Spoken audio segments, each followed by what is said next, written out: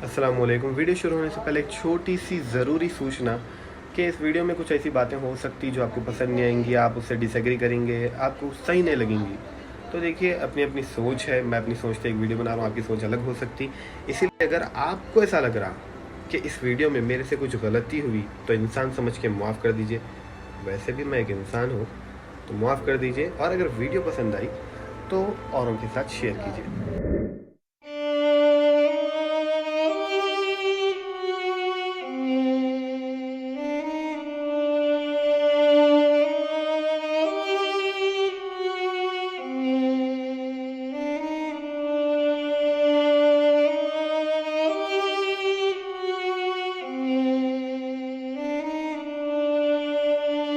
अस्सलामुअलैकुम।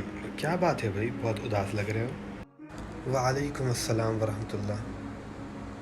क्या बताऊं भाई, बस मुल्क के हालात से परेशान हूँ। हर जगह खून खराबा, नफ़रत। बस मुल्क के हालात ने परेशान कर रखा है। क्या मौत का डर है? अस्तगफिरुल्लाह भाई, मुसलमान हूँ, मौत से कैसे डर सकता हूँ? बिल्कुल भी नहीं। बस ये बात सताती है कि मुसलमानों के साथ इस मुल्क में आखिर कब तक ऐसा चलेगा। हमारी अज़ानों पर पाबंदी, हिजाब पर पाबंदी, हमारी मस्जिदों पर हमले, आखिर कब तक ऐसा चलेगा? मेरे भाई, शायद ये वही दुआएं हैं जो हमने दिल ही दिल में कभी मांगी होंगी। हाँ, ये कैसी बात कर रहे हैं आप? कोई मुसलमान ऐसी दुआएं कैसे मांग सकता है भला? मेरे भाई, जब शिद्दत पसंद लोग आज़ान पर पाबंदी की बात उठाते हैं तब हमारा खून खौलने लगता है। लेकिन जब मुअज्जिन साहब बार बार हर बार अज़ान में हय्या अलस्सलाह और हय्या अलल फलाह की सदाएं बुलंद करते हैं, हमें नमाज और कामयाबी की तरफ बुलाते हैं, तब तो हमारा खून सूख जाता है। जब आज़ान होने पर हम मस्जिद को नहीं आते तो आज़ान ना होने पर हमारा ऐसा कौन सा बड़ा नुकसान हो जाएगा? और क्या मस्जिदों का माइक सिर्फ़ अज़ान के लिए ही इस्तेमाल किया जाता है?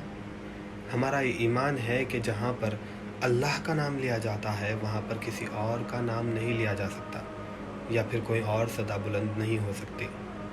सलाम पढ़ना हो तो बाहर के लाउड स्पीकर्स में, नाते शरीफ पढ़नी हो तो भी बाहर के लाउड स्पीकर्स में, अगर मस्जिद में बयान हो या फिर तरावी हो तो भी बाहर के लाउड स्पीकर्स में। मस्जिद के अंदर नमाज हो रही है तो बाहर के लाउड स्पीकर्स में उसकी आवाज़ सुनाई दे, इसकी क्या ज़रूरत है? मस्जिद के अंदर के लाउड स्पीकर्स में आवाज़ आए, इतना काफ़ी है। लेकिन नहीं, हम इन बातों पर अमल नहीं करते। कोई माने या ना माने, लेकिन लाउड स्पीकर से अज़ान के अलावा बाकी जो भी आवाज़ें आती हैं उससे कहीं ना कहीं गैर मुसलमान तो छोड़ो, मुसलमानों को भी प्रॉब्लम हो ही जाती है। कोई हार्ट का पेशेंट है, उससे तकलीफ़ हो जाती है। या फिर माँ ने अपने किसी ज़िद्दी मासूम बेटे को अभी अभी सुलाया है, उसके उठ जाने का ख़दशा है। या फिर कोई बीमार शख्स है जिसको कोई भी आवाज़ अच्छी नहीं लग रही। अज़ान के अलावा तमाम आवाज़ें जो माइक से आती हैं, स्पीकर से आती हैं, वो बहुत ज़्यादा तकलीफ़ पहुंचा सकती हैं। अज़ान के ऊपर ये बात एप्लीकेबल नहीं होती, क्योंकि ना सिर्फ मुसलमानों को बल्कि दुनिया भर के गैर मुसलमानों को भी अज़ान की आवाज़ अच्छी लगती है, अल्हम्दुलिल्लाह। और अज़ान तो ज़्यादा से ज़्यादा 2 मिनट्स में ख़त्म हो जाती है बस। और जहाँ तक हिजाब की बात है, तो आज हमारी बच्चियों की अक्सरियत हिजाब का मजाक बनाकर रख चुकी है। आज हिजाब को फ़ैशन में कुछ इस तरह से मिला दिया गया है कि अगर कोई अल्लाह की बंदी उम्महातुल मोमिनीन या फिर सहाबियात का हिजाब ढूंढने निकले तो खाली हाथ लौट आएगी, क्योंकि आज हिजाब के नाम पर हमारे पास फ़ैशन बेचा जा रहा है और कुछ तो सिर्फ अपना सर लपटने को ही हिजाब समझती हैं। चाहे लिबास कितना ही तंग क्यों ना हो, चाहे लिबास कितना ही बारीक क्यों ना हो, बस सर को ढांक लेना ही हिजाब है। और हाँ, जहाँ मस्जिदों पर हमलों का सवाल है, तो मैं पूछता हूँ कि हमें मस्जिदों की फ़िक्र कब से होने लगी? मूवी टिकट्स के पीछे सव्वों का खर्चा करने वाले हम, सिगरेट के धुएं में हज़ारों उड़ाने वाले हम, मोबाइल फ़ोन्स या फिर इंटरनेट के रिचार्जेस के लिए हज़ारों का पैसा खर्चा करने वाले हम, लेकिन जब मस्जिद की तामीर की या फिर उसके इंतज़ामात की बात आती है तो हमारे जेबों से कुछ चिल्लर के अलावा और कुछ भी नहीं निकलता। क्या हमें सच में हमारी मस्जिदों की फ़िक्र है? और हाँ, जो लोग आज मस्जिदों पर हमला कर रहे हैं वो लोग बिल्कुल अनपढ़ और जाहिल हैं। क्योंकि जिस छत्रपति शिवाजी महाराज का और श्री राम का वो नाम लेते हैं, ये बिल्कुल भी उनकी तालीमात नहीं। श्री राम की तालीमात जोड़ना सिखाती हैं, तोड़ना बिल्कुल भी नहीं सिखाती।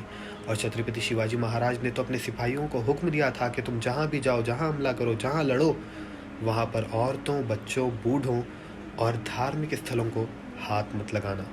छत्रपति शिवाजी महाराज ने तो अपनी मुस्लिम अवाम और सिपाहियों के लिए अपने किले रायगढ़ में खुद मस्जिद बनवाई थी। और ये जाहिल लोग इन बड़ी बड़ी हस्तियों का नाम लेकर अपना एजेंडा चला रही है, और इससे जितना नुकसान मुसलमानों को हो रहा है, इससे कई ज़्यादा नुकसान हिंदुओं को हो रहा है।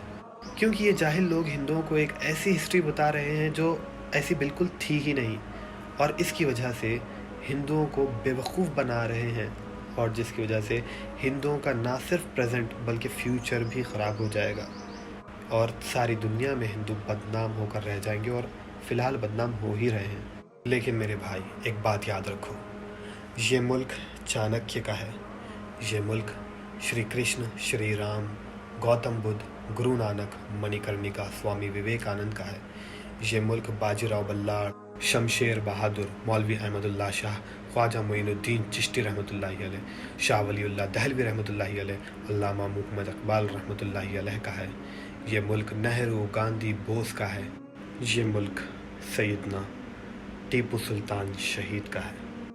इसीलिए मेरे भाई, इस मुल्क की ज़्यादा फ़िक्र ना करो।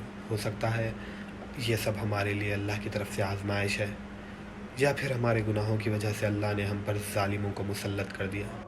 बस हमें चाहिए कि हम अपने हिस्से का काम अंजाम देते रहें। हमारी अव्वलीन तरजीह होनी चाहिए कि हम अल्लाह की रस्सी को मजबूती के साथ थामे रखें, और दूसरा कि हम हमारे मुल्क के जो भाई हैं उनके ताल्लुक़ से अपने दिलों में ज़रा भी जहर ना घोलें, और तीसरा कि जुल्म के ख़िलाफ़, ज़ालिमों के ख़िलाफ़ हमेशा आवाज़ बुलंद करते रहें, और हमेशा भाईचारा बनाए रखने की कोशिश करें। और हमारी हस्ती मिटाना क्या इतनी आसान बात है? क्या हमें ख़त्म कर देना या फिर यहाँ से निकाल देना क्या इतना आसान है?